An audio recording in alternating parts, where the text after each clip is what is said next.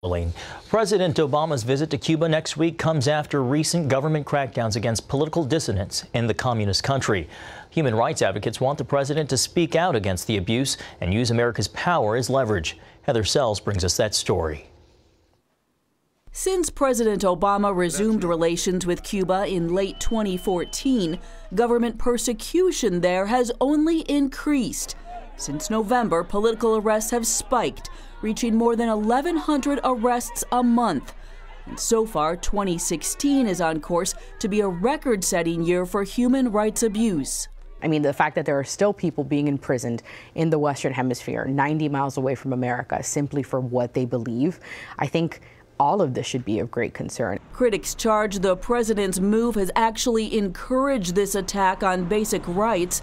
Dr. Jaime Suchliki says Cuban President Raul Castro fears the new openness with the U.S. will embolden his opponents. He's worried that the Cubans will get activated because of this relationship, and they'll be trying to defy the regime. Once the crackdown began, we should have pulled back, and we should have said, we're not going to strengthen our relations with you unless you move in the right direction. Many questions surround the president's historic visit, and they include what will he and what won't he say about human rights, and who will he meet with?